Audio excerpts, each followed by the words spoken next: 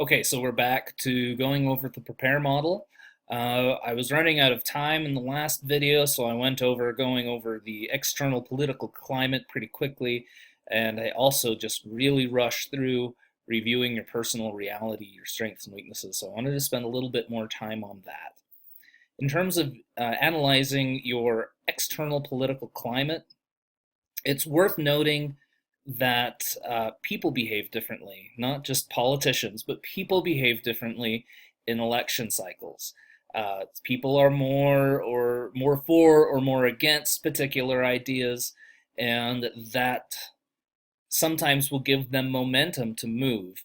Whereas in non-election years, people might not care as much. You might look at what are the kinds of things that are happening in society that are making people care.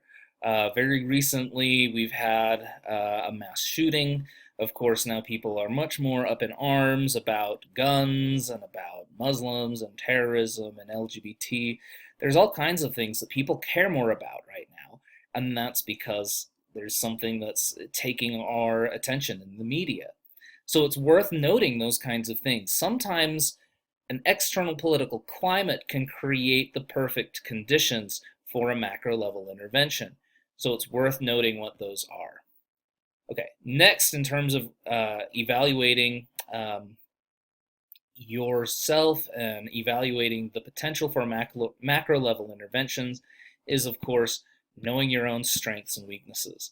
As I've mentioned, please do go over the sheet that I have added there on Canvas for you.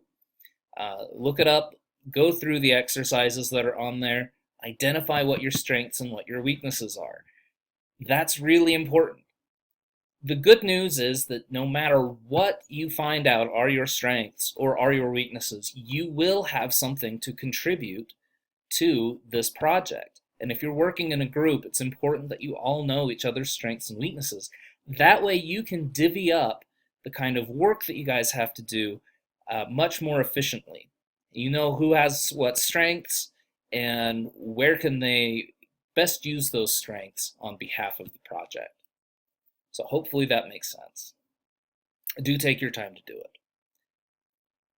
Yoink. All right, next we are going to cover the E, the P, and the A of prepare. This doesn't take as long. So the E is to establish your primary goals. This should stem right from the first P in prepare, essentially saying that your primary goal should be to meet the needs that you've identified from the problems that you've already identified.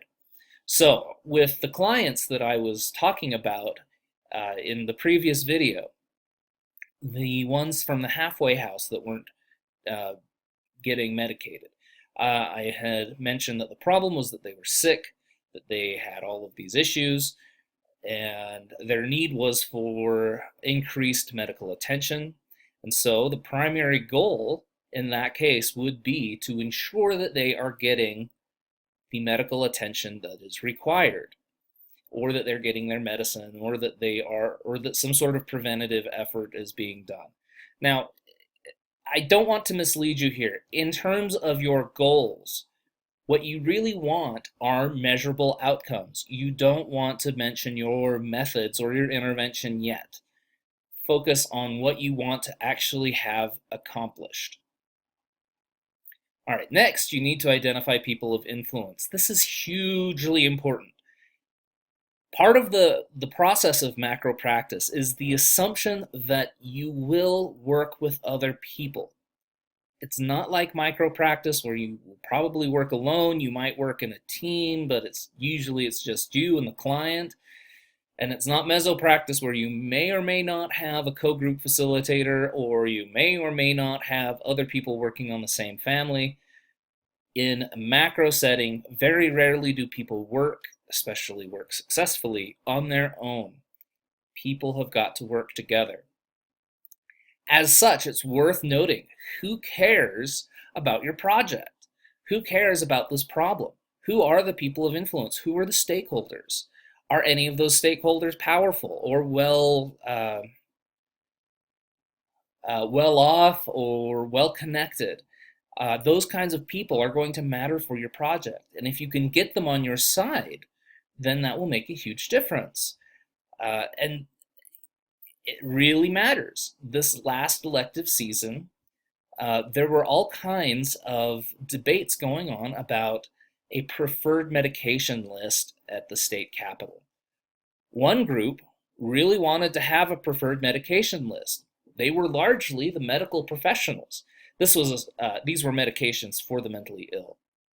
Those preferred medication lists would have made it so that medications were cheaper, that they were easier to get, that it reduced demand, and it saved money.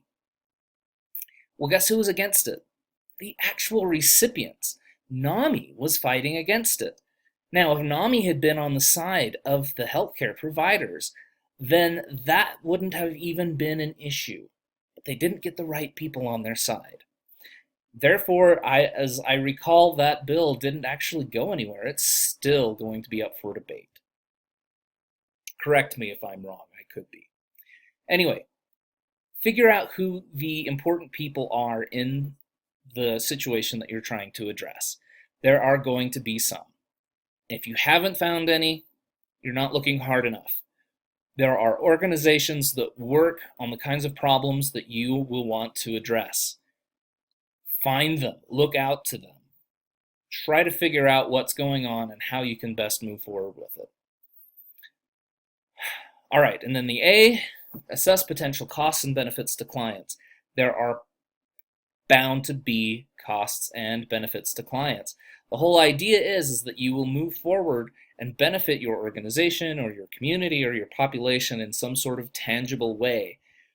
But every action has an equal and opposite reaction, and that's just as true in the social sciences as it is in the physical ones. You can't make everyone happy. You are going to go out there and rustle feathers, and trying to change the status quo will create problems for other people down the line. So you have to be aware of that. You have to calculate what those are. Very rarely are you going to go out there and identify some sort of problem that affects people that doesn't benefit someone else. Some people benefit greatly from perpetuating problems. Lawyers. In any case, it's worth looking at the pros and the cons of that. Really make sure that you explore that.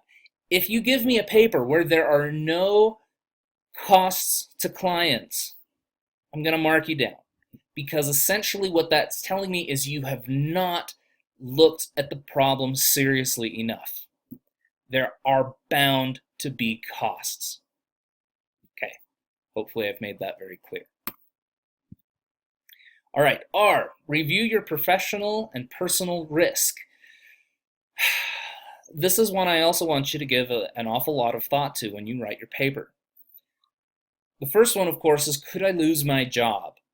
Many of you probably won't be working with the agency that you work for if you are currently working, but some of you may very well choose to partner with the organization you are interning at. Well, guess what? I have had students who have lost their internships because they didn't think through this step well enough. They didn't consider how important is it that I keep my communication going with my boss. Just thinking about the one case I'm thinking of. I mean, it was dumb, kind of rookie mistakes, but it led her to losing an internship, which obviously was problematic for her. So consider that. Could I lose my job? Could I lose my position? Because that matters. You care about your practicum. It's part of your grade. It's part of graduation. You don't get through this program or qualify to be a social worker if you haven't done your practicum. So keep that in mind. And the next, will your career path be affected? Think about this in great detail. Sometimes this isn't just as much as if your project fails, am I not ever going to be hired again in the workplace? Certainly that could be the case, but it could also be an issue of what if I succeed, and what if I succeed greatly? I think about Kristen Mitchell. Many of you should know who she is. She founded the Youth Futures program here in Ogden. It's a homeless shelter for teenagers, essentially. And she did great. She actually set this up as her macro project. And it was wonderful and just so cool to see it come together. And she worked very hard for it. And by the end of the semester, she was the executive of a nonprofit agency. Way cool. But you know what happened? Is that because she was now the executive of a nonprofit agency, she was now having to put off her MSW. She had her goals, she had her dreams of getting that MSW, and now it's not happening. It might still happen in the future, I don't know. But that is sometimes a risk that you take in doing this kind of work. What if it's so successful that it really traps you into a particular job? But think about that in great detail.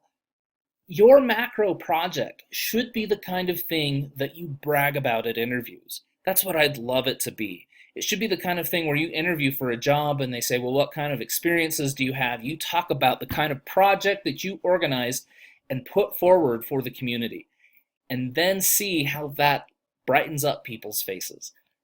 So I want you to really keep that in mind. Can your career path be affected? Because absolutely it can. And then next, will I strain interpersonal relationships at work or in the community or within the population? Certainly, if you promise something that you can't deliver, you're going to strain relationships. It's not the kind of thing that can't be gotten over, but it is a difficult thing to have to deal with, and you might want to avoid those kinds of issues if you possibly can. One of the best ways to help maintain personal relationships as you go through this is make sure that your closest and your most powerful stakeholders are well informed about the kinds of work that you are doing. Don't let things just slip, and make sure that you've communicated with them all of the way through. So in your paper, be sure to address how is it that you will, and what kinds of things will you communicate with those stakeholders to help make sure that you don't strain interpersonal relationships. All right, and then finally, the E is to evaluate the potential success of a macro change process. So you go through and you review the prepare and you weigh the pros and cons of proceeding. Weighing pros and cons can and probably should be done using a T-chart. T-charts are very easy to make. You draw a T, and on one side you have pros, and on the other side you have cons.